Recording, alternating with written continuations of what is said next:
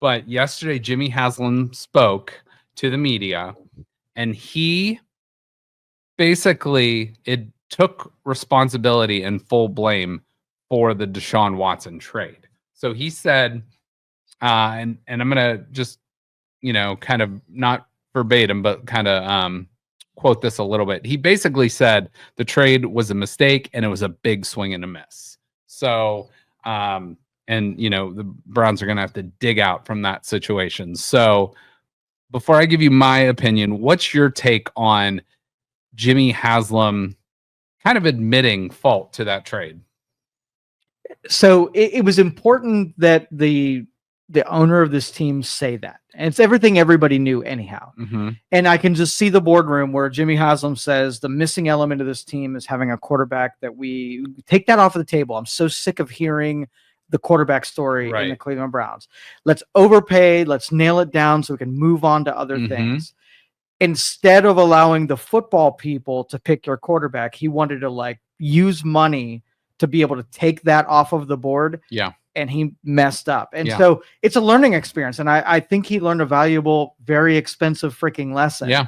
That let the football people do their thing, stay out of it, go be an owner, and let the natural cycle of recruiting and what the people who know the game would do. I couldn't agree more. I think that's perfectly well said. And I wrote up my take real quick, but my take is this is a great sign for the Browns. Like, admitting fault, admitting mistakes is a great sign, because if they were too proud and said,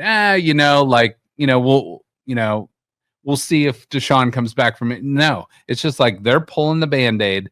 The great thing about this too is I don't think we're going to see Deshaun Watson in a Cleveland Browns uniform ever again. I think this year he's going to be, completely, he's going to be on the injured reserve, IR, off the team. He recently posted, or the Browns posted, some video of him rehabbing at the team facility. That's all well and good, but if you're bringing in a rookie quarterback or you're bringing in other young guys to compete, you don't want the distraction of Deshaun Watson there.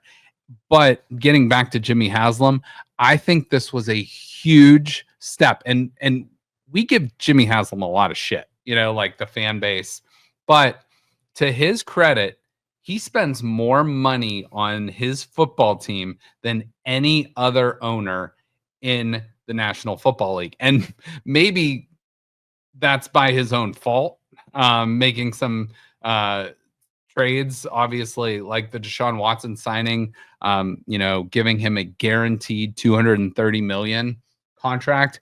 But, at least maybe he's learning lessons from past mistakes. So, like, what's that quote? It's like, those that don't learn from history are doomed to repeat it, kind of thing.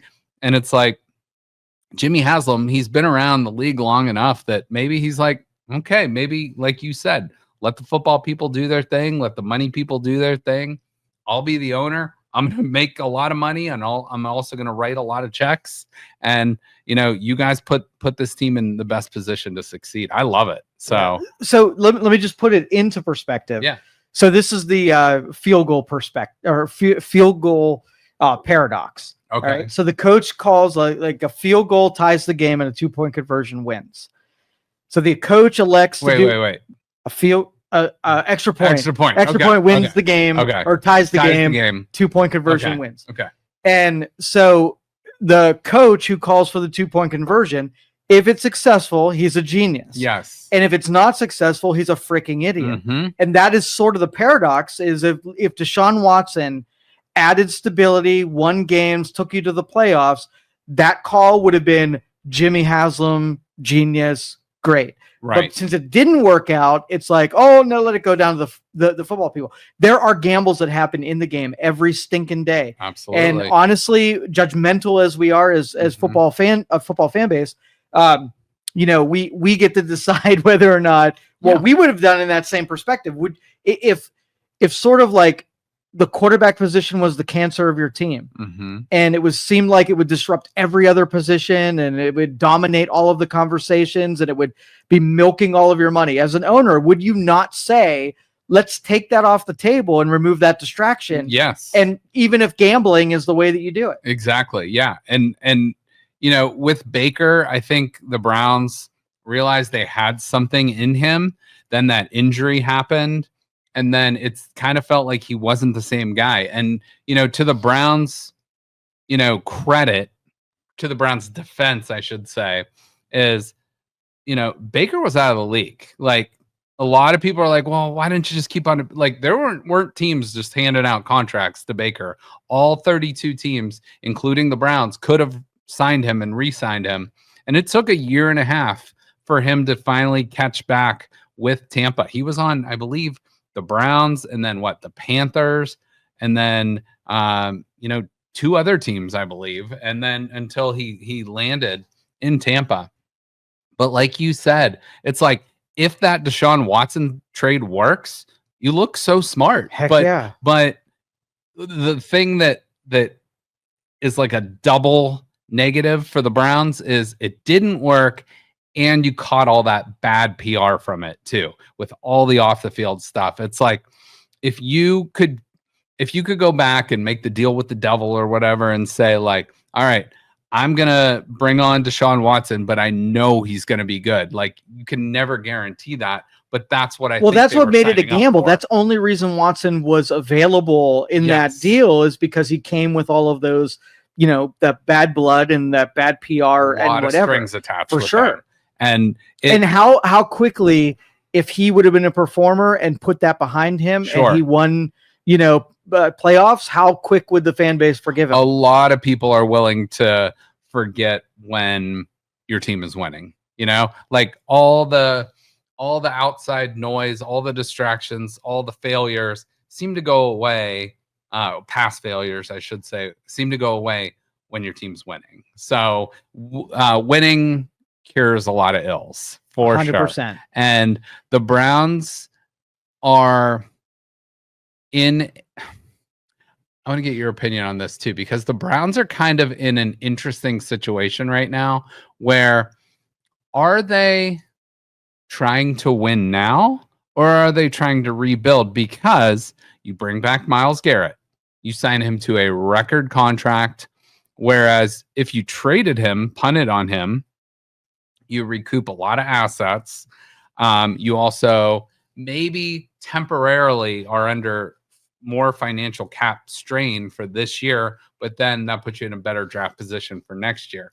Or are the Browns trying to just go for it and figure out the pieces? Because right now the quarterback is Kenny Pickett. Jokes aside, small hands aside, whatever you want to say, like, Kenny Pickett, former first round pick 25 and 15 as a starter, I believe. But just wasn't that great in Pittsburgh. But has he been better than Deshaun Watson? Kind of, you know? So I don't know. The draft will tell us the story. We only have to sort of surmise and take guesses until they do their first round pick. Yeah. And if they go with a quarterback, then it's understood that Kenny Pickett was your backup quarterback from the get-go. If they go edge rusher, then it's a different story. Or they get the best person on the board, then it's a different story. Then they're building momentum for future seasons. I think they're taking a quarterback somewhere near the first round, no matter what. Whether it's maybe not at 2, but maybe they trade back in late to the first round or whatever. Because I'm going to put up the draft board here, but the Browns have the 2nd overall pick, but they also pick number 33, which is the first pick of the 2nd round. So you could, you know, trade that pick back into the first round, and then maybe, you know, you throw another pick later on down the road. But if you look at this draft board, Tennessee, quarterback needy. They are not going to rely on Will Levis, I don't believe. I think Cam Ward is probably going to Tennessee. I would think Shedeur Sanders is probably the pick for the Browns at 2. We will see. I know the Giants like him, but the Giants also just signed Russell Wilson and Jameis Winston. So that's an interesting combination. The Patriots do not need a quarterback. The Jaguars right now do not need a quarterback. The Las Vegas Raiders do need a quarterback. The Jets brought in Justin Fields. So looking at those top 7, actually looking at the top 10 with Tennessee all the way down to Chicago at number 10. Chicago doesn't need a quarterback, but Tennessee does, 1. The Browns do, 2. The Giants do, 3. Las Vegas does, 4. And I would say maybe New Orleans does, 5. So 5 of the top 10 teams are quarterback needy. And then you look at the rest of the league, and you'd have to probably go down all the way to the Pittsburgh Steelers at 21, who are the next team that really is looking for a quarterback. So if you get past number 10, you could get a really good value, whether it's Shedeur Sanders, whether it's Jackson Dart, whether it's a different quarterback, that maybe a team really likes. That Tyler Shuck is another name I keep hearing that teams like. But again, do we want to get in that frame of mind where we want a 26-year-old rookie quarterback? I don't know. So there's a lot to be discussed with this draft board, and we have a lot of questions. However, the draft is really fast approaching, so that's kind of what we're looking at right now with the draft. And this is one of those years, it's really weird. No team has 2 first-round picks. Every team owns their own pick this year, which is the first time that's happened in quite a while. So Joe, I believe, and this was a couple weeks ago, but I believe you were on record saying the Brown, you wanted, this is what you, now correct me, did you want Abdul Carter, or you think the Browns will take Abdul Carter? Which was your thinking on that? I have 2 hypotheticals. If they really want to gamble on a quarterback, then Shedeur Sanders looks like they're going to be the available pick. Okay. Abdul Carter would be the other pathway. Yeah. So, okay. Let's say the Browns fell in love with Cam Ward. I know the Titans were down at his pro day. I know the Browns were down at his pro day. A lot of other teams were down at his pro day. But let's just say they really like Shedeur Sanders, but they love Cam Ward, hypothetically. To go from 2 to 1, I don't know what that would cost you. No way. Would you give up? So you're giving up the 2 for the 1. So you're flip-flopping those picks. And maybe you give up a 3rd-round pick. Nope. Would you do that? 100% no. No. Nope. No. Okay. I don't think you're going to make or break this next season with 1 pick. So I whether agree. or not you go that way, you give up more personnel and more swap outs. Like to me, this is experimental season, no matter what it is that you do. I agree with that. But what if Cam Ward, you think, is the future of your franchise? Like let's just say they are dead set. Listen, the Cleveland Browns picking talent is suspended for the next 4 years. That's true. Okay. So you will take volume and quantity over being certain that somebody's going to be a workout. They've got their gambling gene is out of whack. So you take volume. Okay. Don't give up any picks. If they can get 900 picks this draft, take them for their 53-man roster. Yes. Okay, that's fair. Yeah. So Joe just wants a lot of lottery tickets. Tons of them. Okay. Tons of Tom Brady's across the board. So you want as many 6th-round quarterbacks. 100%. Okay. 100%. All right. Let me ask you this, because here's a name I've heard of late that the Browns. So this coming Friday is Colorado's pro day. So if the Browns like Shedeur Sanders, he will be there most likely at 2. And if you like him, even if you think he's the 10th best player in this draft, you have to take him, I think. So do you believe his dad sort of lightened up on whether or not he wanted to end up at Cleveland? And my big concern was he would create too much drama if he really didn't want his son to end up there. I agree. And it seems like that's been retracted a little bit. Well, I think he probably just wants his son in the best position to succeed. You can't blame him. And obviously going to New York, bright lights, that's great. But that also comes with a heavier spotlight, more scrutiny. And, I know the Giants have a really nice, receiver in Malik Neighbors. Browns have Jerry Jeudy. They got David Njoku. They could pick up another wide receiver in the first or second, or probably second round. So it's like they can surround him with some weapons. They also have a fairly stable offensive line when healthy. But I don't know. Like, so, I think Dion wants his son in the best position. So do you think, let's just say you're at the combine, you're at any of these places where all of the recruits for the quarterback room, are the Cleveland Browns the butt of every joke? No, I don't think so. Reputation wise. I think in the talking heads media national narrative, that was a thing for a while. But no, I don't think so anymore. I really don't think so. I think Cleveland as a city has a lot going for it. Is it New York? Is it LA? No, but how many places are, So 2 quotes, like the Browns be the Browns. Yeah. Right. And where quarterbacks go to die. Like, you can't argue with either of those. No, but look what, and I'm just talking a recency bias here. Baker Mayfield really did pretty well in the Browns offense when healthy. And that was under Kevin Stefanski.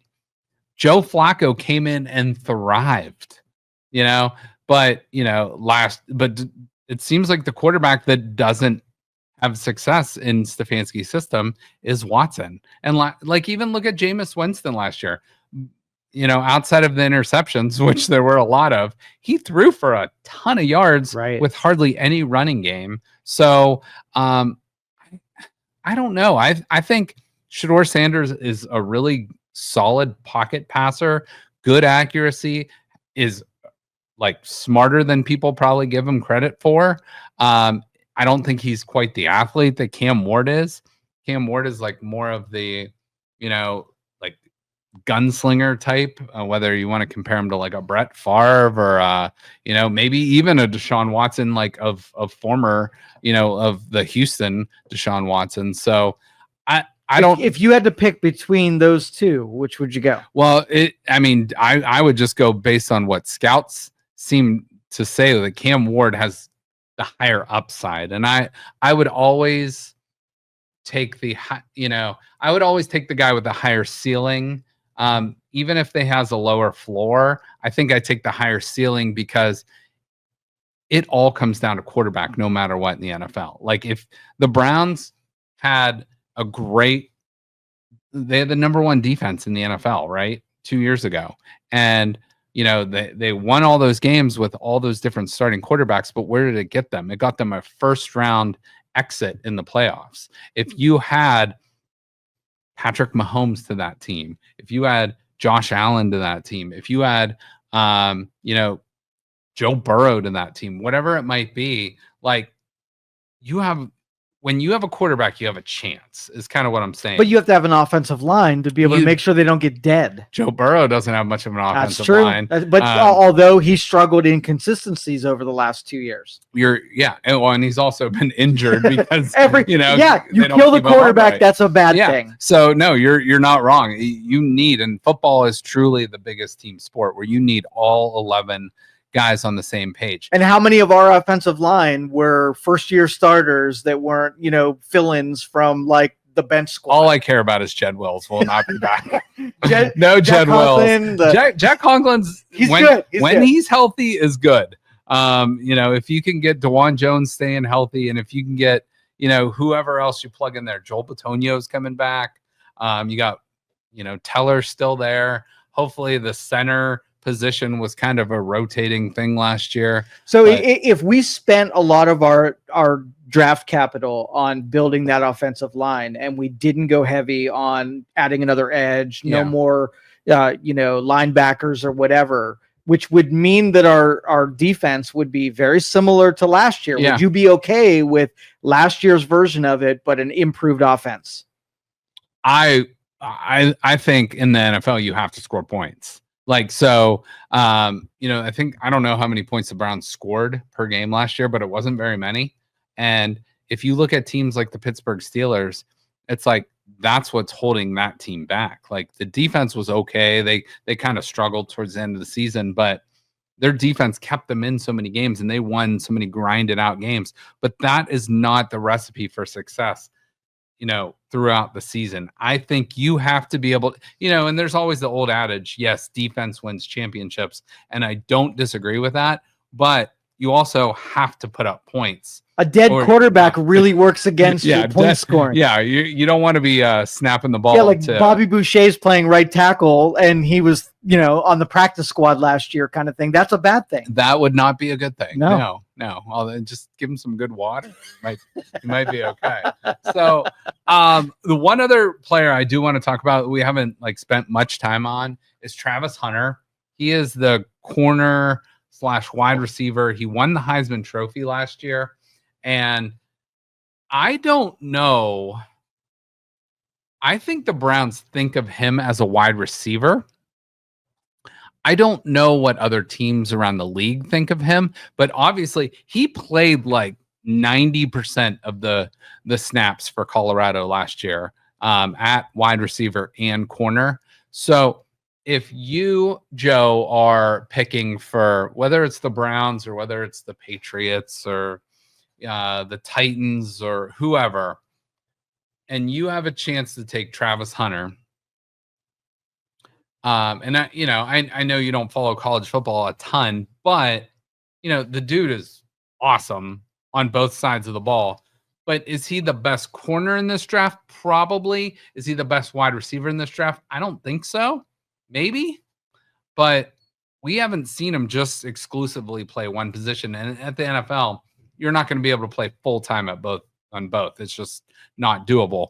But if you are drafting for Team X, are you drafting him as a corner and maybe letting him play a little bit of wide receiver in some packages? Or are you drafting him as a wide receiver and maybe play a little bit of defense? What would you do? Yeah, it's a commodity question. So which is in shortest supply? Yes. And I think talented corners are harder to find than wide receivers. I think they're a dime a dozen. I agree with that. Andrew Berry actually said they see him as a wide receiver, which makes me pump the brakes a little bit and say, I would take him as a corner and let him play a little bit because on defense, it's like you can play defensive backs really don't sub in and sub out like the D line does, like linebackers do. Like if you're a good corner, you're on the field the entire game. So it's like, I want the best athlete playing as many snaps as possible. Dedicated. So yeah, I would put him out there, put him across from Denzel Ward, hypothetically. You got your lockdown corner, and then you could put him in as a third or fourth wide receiver, and he could make some play, make some impact in the game on offense, maybe playing 10, 12 snaps a game. Whereas if you play him at wide receiver exclusively, it's a little bit tougher, I think, to throw him in at corner. Just my opinion. But if I'm taking him as a defensive back. But, again, they're probably going to have talks on that and say, what do you want to play? And I'm sure he's going to say, I want to do both full time. Yeah, but you can't. And honestly, I've seen a couple of those mock drafts where he was taken first round as a wide receiver. Yeah. And, if I'm picking for the Browns, no way in hell that's even a first round consideration. I think the Browns do need a wide receiver, but you can't. I don't know. You can't. For me, it's like the Browns need to. It's either going to be Abdul Carter, in my opinion. It's going to be a quarterback option one, Abdul Carter number 2, or a trade back number 3. Those are my. I'm with you, except for the trade back. I don't think that happens. You don't think it happens? I do not think it happens. And we'll get there. We'll see what happens in about 3.5 weeks from now. But we are inching closer to the draft day by day. Cam Ward is still my favorite in it, so I think it looks more likely that Shore Sanders is going to be the pick. Mm-hmm. But Cam Ward, hopefully that he's still available at pick 2. If the Titans and somebody could trade up and want Cam Ward or want Shedeur Sanders, but we will see as the world turns. But that's kind of where we see things right now. And honestly, the draft strategy is one thing about the Browns element that I feel they do have a pretty good, you know, they're pretty locked in on selecting. Yeah, they've had some misses along the way, but they've had some great additions along the last 4 or 5 years. Yes, defensive back for the Browns have been very strong. They could definitely improve at the wide receiver position. I think this should be a very offensive heavy draft, in my opinion. I agree. You need a wide receiver. You need a tight end. You definitely need running backs. You need a quarterback. So there's a lot on offense. Like, I think the defensive side of the ball is pretty solid. It's not great at every level, but it's pretty solid. So if they used early rounds to add an edge rusher or a cornerback, would you be disappointed? No. Like if you came out of this with Abdul Carter at number 2, and maybe you take the best defender available at 33, I would say I wish they would have went offense, but I can understand it. But at the same time, that's not going to fix your offensive woes going into. Do you think ever, like, the fan base dictates a lot? Like, when you sell tickets, they want to see you being a contender or at least hanging in there, making an exciting game. So almost like they almost feel obligated to add some offense to this just for building a new facility and having this fans engaged. Yeah, and I saw something where, you know, this Jimmy Haslam quote yesterday was good for a couple reasons. Because public money to build that new stadium, I believe the last like drop dead date they can get public money for that is June 30th. So they want as much goodwill going into that date as possible, because, I mean, the renderings of that facility are amazing. And for those people that want it in downtown Cleveland, I agree. I want it in downtown Cleveland, but I want a roof on it. I understand, like, you know, AFC North football toughness in the cold, the Browns Steelers Snow Bowl game from last year. That was awesome. But give me a roof. Give me an awesome facility that can be used year round, not just for football, but for concerts, for venues, for conventions, for Final Fours, whatever it might be. Give me that venue all year round. And I think that's another thing where Haslams do see the bigger picture. Of, hey, you know, we want to generate revenue. We want to bring in money. We also want to make our football team the most competitive.